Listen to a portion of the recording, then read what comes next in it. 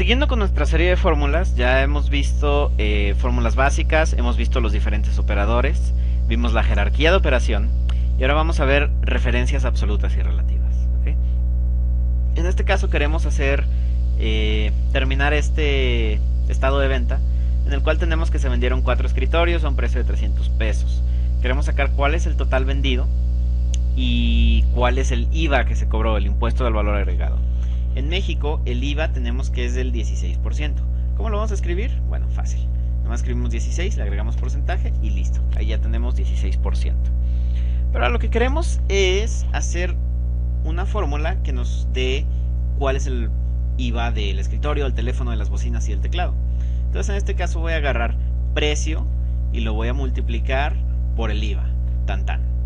Allá, nos dio que el IVA va a ser de 48 pesos. Pero ¿qué pasa si yo arrastro hacia abajo como lo he hecho anteriormente para sacar el IVA de los demás? ¿Qué es lo que nos va a dar? Fracaso. Si se fijan, no hay IVA para el teléfono, para las bocinas ni para el teclado. Revisando nuestras fórmulas vemos que la primera está bien. Tenemos que está multiplicando el precio, C2, por el IVA, B8. Pero a la hora de que yo me paso a la siguiente fórmula, tenemos que estamos multiplicando el precio, 500 pesos, por el total vendido, en B9. Y luego la siguiente va peor. Se está multiplicando el precio de las bocinas por esta celda que está en blanco. ¿Por qué? ¿Por qué hace eso Excel? Porque a la hora de que nosotros arrastramos para abajo, arrastra todo para abajo. Entonces, ¿cómo le vamos a hacer para fijar el IVA y que aunque nosotros arrastremos para abajo, solo vaya cambiando la referencia al precio? En ningún momento cambie la referencia al IVA. Bueno, eso es muy fácil. Vamos a aplicarle F4, parándonos sobre la parte que dice B8 de la fórmula y nos va a dar estos signitos de pesos. Voy a eliminar eso que acabo de hacer para demostrar que también se puede hacer nosotros escribiéndolo manualmente. ¿Ok?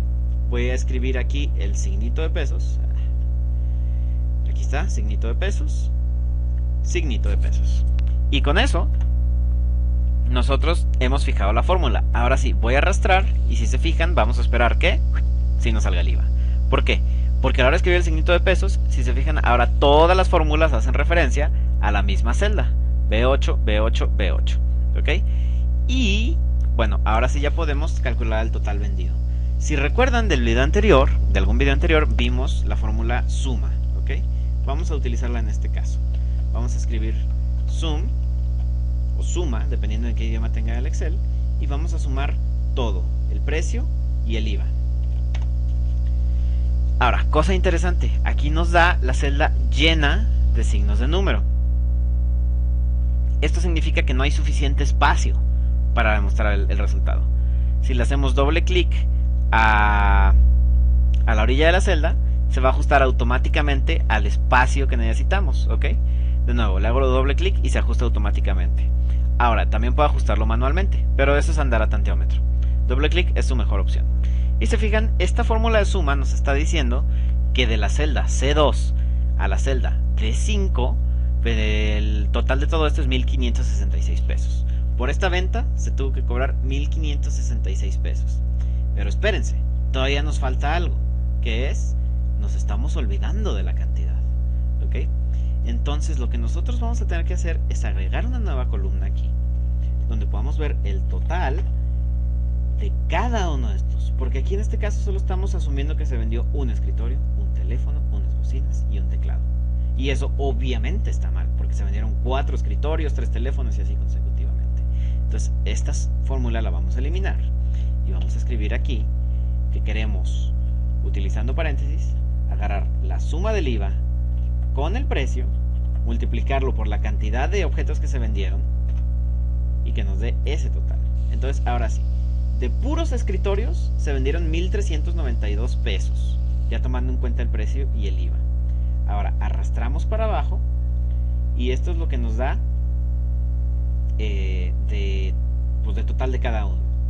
Y ahora sí, vamos a utilizar la fórmula de suma, pero en vez de decirle que sume todo esto, que estaría mal, vamos a decirle que nomás nos sume los totales, ¿ok? De la E2 hasta la E5. Cerramos paréntesis y ya tenemos nuestro total vendido, ahora sí, en la cifra correcta, 6.844 pesos. Si se fijan, no es tan difícil y todo esto lo hemos estado haciendo con las mismas fórmulas y operadores que vimos anteriormente. Si se fijan, aquí ya empecé a aplicar jerarquía. ¿Por qué? Porque si yo no hubiera puesto los paréntesis, y voy a quitárselos ahorita para que vean qué es lo que sucede. Si yo no pongo los paréntesis, ¿por qué me cambia el resultado? Porque Excel, aplicando jerarquía, lo primero que va a hacer es multiplicar C2 por B2, o sea, va a multiplicar el precio del escritorio por la cantidad de escritorios vendidos, y luego va a sumar D2, o sea, después le va a sumar el IVA una sola vez, pero el IVA no tiene que sumarse una sola vez, tiene que sumarse 4 veces. Entonces, por eso nosotros le aplicamos paréntesis, para que primero se le sume el IVA al precio y luego se multiplique por la cantidad. En fin, eso es todo para la cuestión de ventas. Ahora, en esta tablita lo que nos están pidiendo es que saquemos el ancho, el área de diferentes rectángulos. En este caso tenemos que aquí el ancho es 1 y el largo es 1. Si recuerdan, para sacar áreas hay que multiplicar ancho por largo. ¿Ok? Ahora, esto nos va a traer problemas. ¿Por qué? Si yo arrastro para abajo, si se fijan, se va a multiplicar efectivamente la celda J3, la celda J4 y así consecutivamente, pero yo quiero que se multiplique solo por K2, ¿ok? Que en esta primera está bien, pero en esta segunda tenemos K3, K4, K5, K6. Entonces, yo quiero fijar este K2, entonces voy a poner mi cursor sobre el K2 y voy a hacer clic en F4 y ya está fijo. Ahora sí, arrastro para abajo y listo. Me da los resultados que yo estaba esperando. Todas están fijas con K2.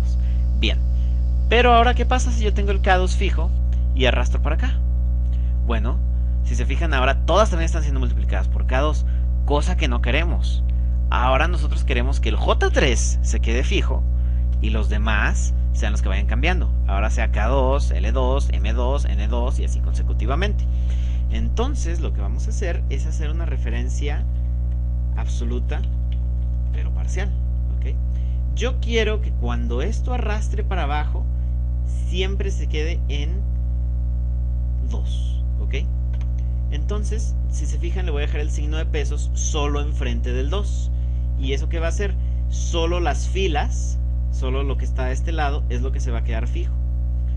No nos va a cambiar nuestro resultado en la primera columna. ¿Por qué? Porque el K nunca se mueve. Al arrastrar para abajo seguimos dentro de la misma columna, K sigue estando igual.